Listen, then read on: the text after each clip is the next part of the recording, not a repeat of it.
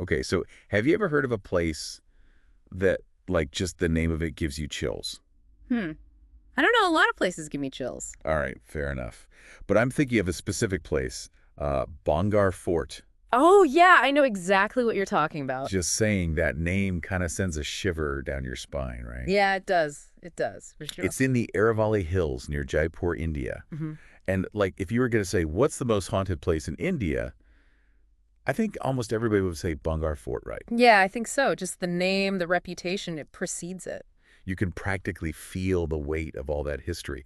And maybe just like a little something else too, right? It's like more than just history. Like a little extra something, yeah. Yeah. And you know what's really interesting is that the stuff that we found about Bhangarh Fort shows that it's not just like some ghost story that people made up like last week. Oh, yeah. It goes way This back. is like really ingrained in history and folklore, like Yeah. deep, deep roots. Yeah, this is like a legacy of spooky. And the goal of this deep dive is to look at that.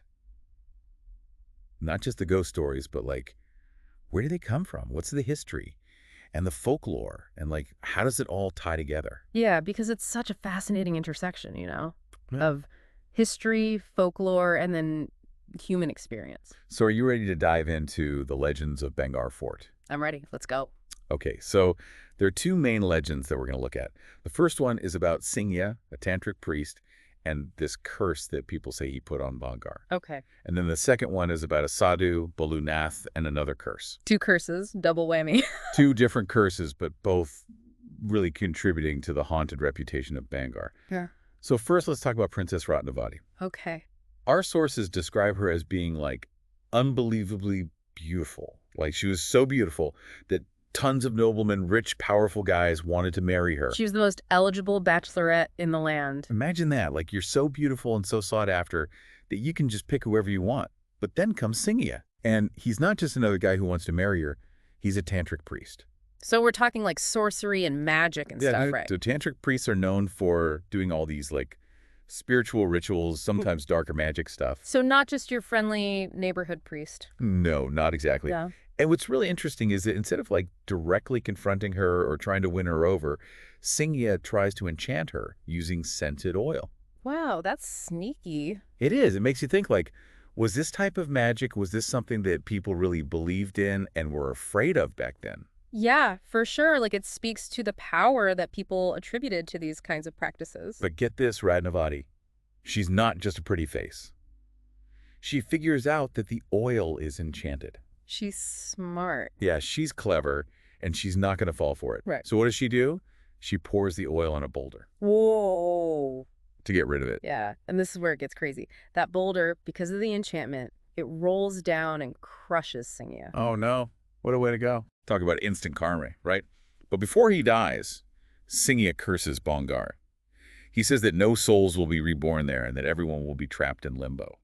Oh, so that's where the whole trapped souls thing comes from. It's like he disrupted the natural order, the cycle of life and death. Mm-hmm. And this curse, according to the stories, directly led to a huge war in Bhangarh. Like everyone in the whole fort died, including Ratnavati. So the curse, if you believe in that kind of thing, is actually like a historical event. Yeah, and so people believe that all those people who died in Bhangarh, they're still there. Their spirits are trapped. Caught between worlds because of Singya's curse. It's a pretty intense story, right? Yeah. And that's just the first one. I know, right? There's another one. Yeah, so this second curse, it's connected to a sadhu named Balu Nath. And before we go on, just so everyone's on the same page, a sadhu is like a holy person or a hermit, someone who's devoted to a spiritual life. Okay.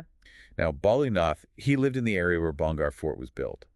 And when the Maharaja, Bhagwant Das, wanted to build the fort, he went to Balu Nath to get his blessing. That makes sense. You want the local holy man on your side. Exactly. And Balu Nath, he said, okay, you can build your fort, but there's one condition. The fort's shadow can never fall on my home. That's a pretty specific condition. What was that about? Well, it shows how much respect people had for sadhus and for the land itself. Hmm. They believed that disturbing a holy person's space could have bad consequences. Interesting, like a balance of power thing almost. Yeah, and for a long time, everyone followed Balu Nath's rule, and Bhangarh was super prosperous. So like a respect the land, reap the rewards type of thing. Exactly. But then, later on, one of the rulers, some people think it was Ratnavati's stepbrother, he decided to expand the fort. Uh-oh. Sounds like trouble. And yeah, you guessed it. The fort's shadow ended up falling on Nath's home. I bet he wasn't too happy about that. Oh no, he was not happy at all. He cursed Bhangarh to be destroyed and to be desolate forever, like totally abandoned. 2 curses! I can't believe it. I know, right? It's like they doubled down on the bad vibes. And guess what happened after Nath put his curse on the fort? Bhangarh was completely wiped out. Some stories say there was a crazy storm. Others say it was attacks. No one knows for sure. But the result is the same. Bhangarh is in ruins. Wow. So now we've got these 2 super powerful curses, both tied to really important moments in Bhangarh's history. It's like the whole place is soaked in this negative energy. And the thing is, it's not just in the past, right? People say that Bhangarh is haunted even today. Right. Like the curse is ongoing. To the point that the Archaeological Survey of India, they actually have a sign up that says, no one's allowed in the fort between sunset and sunrise. Like, They mean business. wow, so even the government's like, yeah, this place is creepy after dark, stay away. Right. It's almost like they're officially recognizing that something weird is going on there. Okay, so what kind of spooky stuff are people reporting? Well, lots of people claim to hear voices, like disembodied voices, whispers. Oh yeah, classic haunted house stuff. But it's more than that. People say they hear a woman crying and they think it's Ratnavati. Oh, wow. And some people have even said that they hear unseen things calling their names. Oh no. That sends shivers down my spine. It makes it feel so personal, right? Like Yeah. it's not just random ghost noises. It's like these specific spirits are trying to connect. Oh, totally. And it's so tied to the actual stories, the legend. I wonder, do people actually see anything too? Oh, yeah. Lots of people report seeing shadowy features, glowing eyes, even a ghostly woman dressed like royalty. That's got to be Ratnavati, right? Yeah, probably. It's crazy how these stories kind of set the stage for what people expect to see. Like, do you think people see those things because they already believe that they're there? That's a great question. Like the power of suggestion can be pretty huge. But people report physical sensations too, like unexplained touches, sudden chills, this feeling of overwhelming dread. Like you can't just explain that away as imagination, right?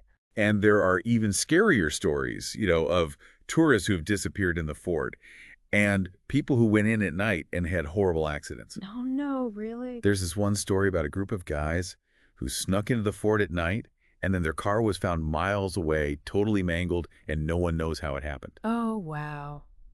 That's creepy. It's like the curse, if you believe in that, can reach beyond the walls of the fort. That's terrifying. Anything else? Lots of people have said that after visiting Bhangarh, they had nightmares, really vivid dreams about war and ghostly figures and a woman crying for help. It's like the experience, whatever it is, it stays with you. Like it leaves a mark. So what do you think? Is Bhangarh Fort really cursed? Are Ratnavati and all the other people who died there, are they still trapped there as ghosts? I don't know. It's hard to say. I mean, part of me thinks it's just a really good story. Like people have been telling these stories for centuries and they've just kind of become part of the place. But then again, there's so many reports of weird stuff happening there. It makes you wonder. Right, like how do you explain all those stories, those experiences? It's mind-boggling. Exactly. And the fact that people are still so fascinated by Bhangarh, even though it has this dark reputation, tells you something. Like there's something about this place that just draws people in. I know. Even if you don't believe in ghosts, you can't deny that it's a powerful place. Those crumbling walls, the silence, the stories, it's like stepping into a legend. It's like the fort itself is a stage, and these legends are being performed over and over again for each new visitor. Whether they see a ghost or not, they're experiencing the story. So do we have an answer? Yeah. Is Bhangarh cursed? Well, I guess the real question is, does it even matter? Whether you believe in the supernatural or not, the stories of Bhangarh, they show how history, legend, and human experience can combine to create something truly unforgettable. Absolutely. It's about how these stories have shaped our understanding of this place and how they continue to affect us today. Like what makes Bhangarh so special? Why do these stories stick around? And that brings us to the big question. Would you go to Bhangarh? Knowing all this, knowing the history, the legends, the ghost stories, would you risk it? I think that's a question everyone has to answer for themselves.